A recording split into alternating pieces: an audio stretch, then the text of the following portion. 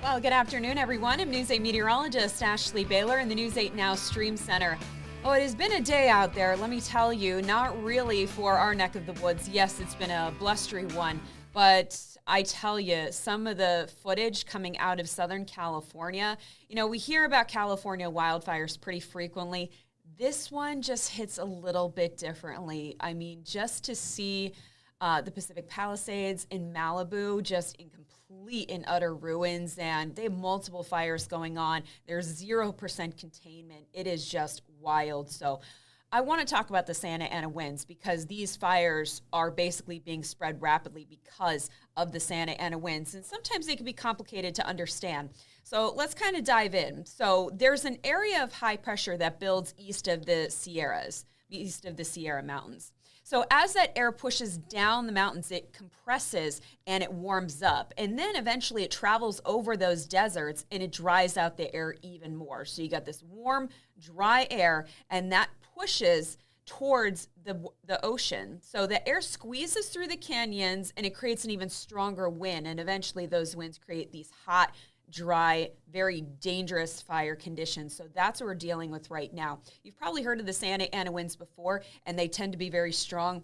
These ones were even stronger. It was pretty incredible to see some of these wind gusts that were coming out of Southern California. You can see topping 100 miles per hour at Mount Lukens. I hope I'm saying that right. Saddle Peak, 98 mile per hour gusts recorded there. Magic Mountain Truck Trail, 90 miles per hour. Browns Canyon, 86 miles per hour. The Hollywood Burbank Airport, 84 mile per hour gusts. And then the Simi Valley, 77 mile per hour gusts there. So it's just almost unimaginable. Again, we've seen this before, but something to this magnitude, I don't believe they've seen in Southern California since about the early to mid 90s. So here's a look at Southern California right now on our satellite and radar composite, and you can faintly see that shade of gray. That is all the smoke. So if you look at Malibu and Calabasas, if you were to take Calabasas and kind of draw a line to the south, that's where the Pacific Palisades are. And then Pasadena, near Pasadena, is where the other fire, the other major Eaton fire, is going on. And of course, because of these winds, luckily those ones are starting to back off. But in a way, the damage is done, especially that they can continue to spread even with the slightest breeze, and there's zero containment.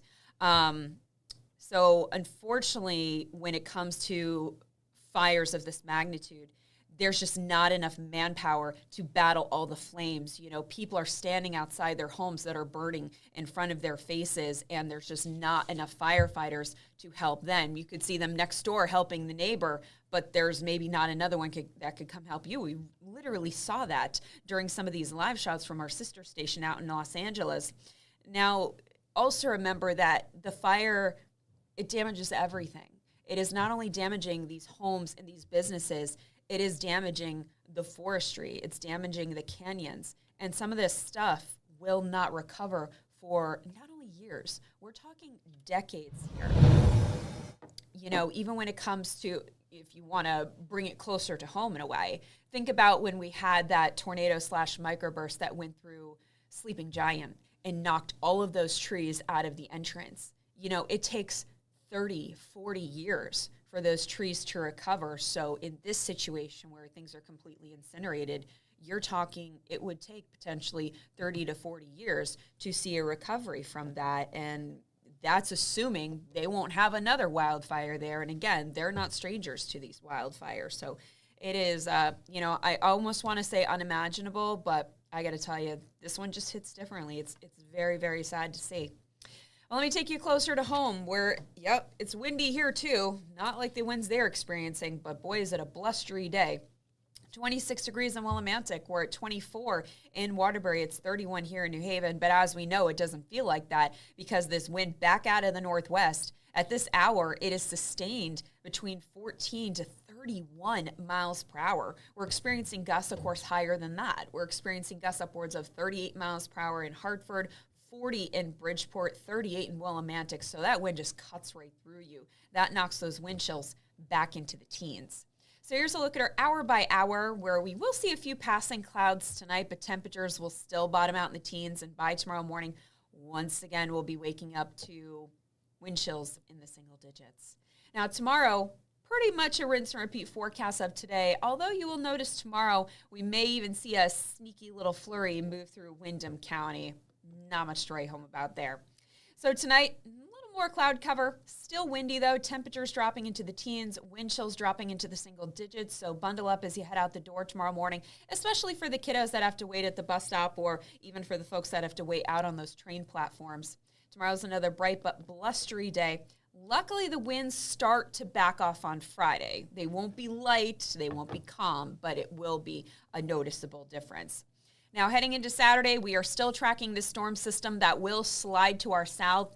At this point, it is very likely that we'll still tap into some light snow, but no, I would not call it snowblower worthy. I'm not even sure it would necessarily be shovel worthy because we're only expecting about a coating to an inch. And that's what we've been dealing with is, these storms have been by, although I should use the term storms loosely. Maybe I should really just call them passing fancies or disturbances. But this is what we've been getting is a coating to an inch to 2 inches.